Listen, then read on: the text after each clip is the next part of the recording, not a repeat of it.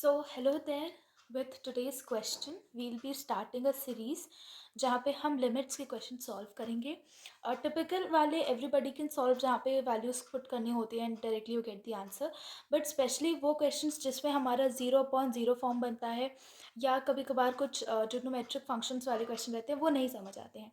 तो we'll be dealing with those questions. ठीक है, अलग अलग तरह के क्वेश्चंस करेंगे. Let's focus on the question that we have got today. यहाँ पे हम देख सकते हैं cosec x minus cot x whole upon x.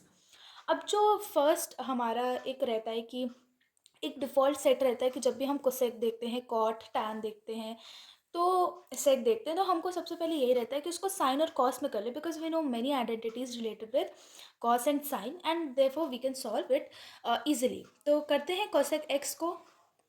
Limit x tending to 0. Cosec होता है हमारा 1 upon sine x minus cot को हम लिखते हैं cos x upon sine x, right, whole upon x. ठीक, ये हमारा जो फर्स्ट एक अप्रोच रहती है हम उसी को फॉलो करते हैं. ठीक, डिनोमिनेटर कॉमन है. Limit x tending to 0 1 minus cos x upon sine x whole upon x, right. अब नेक्स्ट स्टेप में हमें क्या करना है? अब यहाँ तक तो हम आ गए. अच्छा, एक स्टेप हम और मूव कर लेते हैं. 1 अपॉन कॉस एक्स, डिनोमिनेटर एक साथ ले लेते हैं एक्स साइन एक्स, राइट. अब एक्स साइन एक्स में तो हम फर्दर कुछ नहीं कर सकते कि इसको किसी और में चेंज कर दें. हमारे पास है 1 minus cos x. Now I am going to tell you a very very important identity that is used in class 11th, जिससे हमारे मोस्ट ऑफ द क्वेश्चंस बहुत ईजिली सॉल्व होंगे. क्या है वो identity? 1 minus cos x is equal to 2 sine square x by 2. X by 2 is this particular angle. ठीक, और 1 plus cos x is equal to 2 cos square x by 2. These are two very very important identities that you should learn by heart, जिससे कि you can solve questions very easily. मतलब अभी आप देखेंगे we'll put the identity और हमारा question कैसे solve होता है. तो limit x tending to 0 1 minus cos x में हमने रख दिया 2 sine square x by 2 whole upon x sine x, right. अब हमें क्या करना है? अब हमारे पास हमें एक और चीज़ पता है, sine x upon x is equal to 1.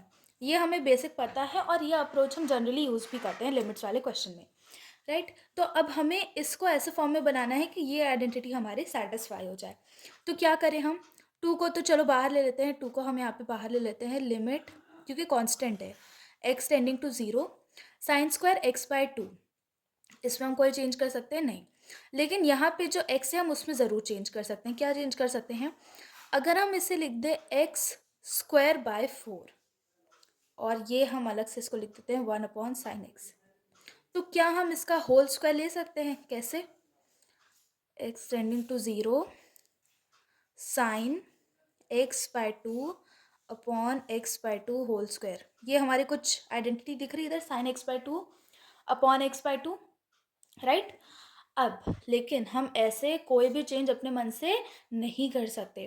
तो अगर हमने यहाँ पे एक्स स्क्वायर कैसे आया? इंटू एक्स करके. तो अगर एक्स से मल्टीप्लाई किया है तो एक्स से डिवाइड भी करना होगा. तो जब हमने इधर एक्स से डिवाइड किया वो न्यूमरेटर में चला गया, तो ये हो गया एक्स अपॉन साइन एक्स. और जो हमने इधर 4 बना दिया, 2 से मल्टीप्लाई किया होगा, तो 2 से मल्टीप्लाई किया है तो 2 से डिवाइड भी करेंगे, तो ये हो जाएगा अपॉन 4. ठीक, 4 भी हम बाहर ही ले लेते हैं, इसको 2/4 ऐसे लिख लेते हैं. ठीक है, तो अब ये तो पूरा 1 हो गया. यहाँ पे कुछ बनता हुआ दिख रहा है साइन एक्स अपॉन एक्स, तो ये क्या हो गया? ये भी हमारा 1 हो गया, ये भी 1 हो गया. Answer is 2/4, that is equal to 1/2. This is our solution. तो इस क्वेश्चन में हमने क्या सीखा? इसमें हमने सीखा पहली तो 1 माइनस कॉस एक्स वाली आइडेंटिटी. दूसरा कि हमारे जो नोन फॉर्म्स होते हैं, जैसे कि हमारा साइन एक्स अपॉन एक्स का फॉर्म था, हमें हमेशा ये कोशिश करनी चाहिए कि हमें उसे सिंप्लीफाई करने के लिए ये फॉर्म बनाए. एक बार ये फॉर्म बन गया, बहुत ईजी हो जाएगा क्वेश्चंस को सॉल्व करना.